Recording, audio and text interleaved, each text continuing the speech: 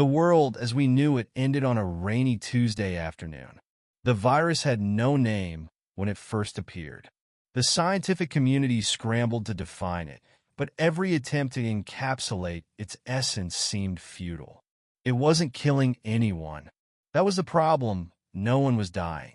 At first, the phenomenon was celebrated as a miracle, a divine intervention, perhaps, or an evolutionary leap. Terminally ill patients began walking out of hospitals. Fatal accidents left victims mangled but alive, their hearts still beating despite injuries that should have ended them.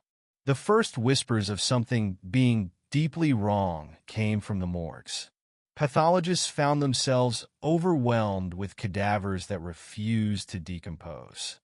Families of the deceased reported seeing their loved ones' eyes flutter open in the middle of funerals, their gasps of astonishment quickly turning to horror. The virus wasn't granting eternal youth or health. It simply arrested the process of death. Bodies mangled in car crashes remained mangled but animate. Cancer patients continued to suffer the ravages of their disease, but their suffering stretched endlessly, their tumors growing without the release of death. Governments imposed quarantines. Scientists dissected and analyzed the living and the dead alike, but the virus remained elusive. It did not behave like any known pathogen. No specific vector of transmission could be identified, nor could any singular origin point. It spread through communities like an invisible fog, touching everyone regardless of age, health, or status. By the time the first month passed, every known human on the planet was infected. The chaos began in the medical institutions. Emergency rooms turned into holding cells for patients who could not recover yet refused to die. Morgues overflowed, and cemeteries became obsolete. Undertakers closed shop, their services no longer required. Religious leaders grappled with the implications. Was this eternal life a blessing or a curse?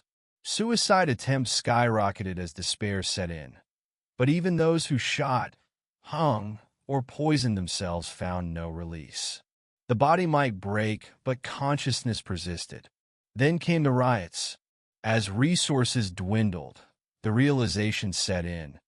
Humanity was not prepared for a world without death. Overcrowding became a crisis within weeks. Hospitals, prisons, and care homes overflowed. Food production faltered as laborers succumbed to injuries or illnesses, but remained trapped in their broken bodies.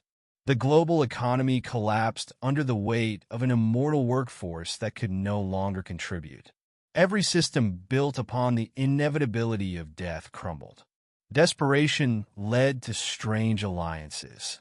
The rich, who had fled to isolated havens, found themselves as vulnerable as anyone else. Money could not buy an escape from eternity. Scientists worked tirelessly to reverse the virus, but every effort failed. Activist groups emerged, some celebrating the new order, others demanding a solution. Cults formed, proclaiming the virus as either divine punishment or salvation. The faithful spoke of purgatory made manifest, while nihilists claimed that existence had lost all meaning. Governments enacted draconian measures. Bodies that should have been dead were rounded up and confined to mass holding facilities. This was presented as a humanitarian effort, but the truth was more sinister. They were being hidden away to maintain the illusion of normalcy. Families who tried to shelter their afflicted loved ones faced persecution. The line between life and death blurred further until it became meaningless.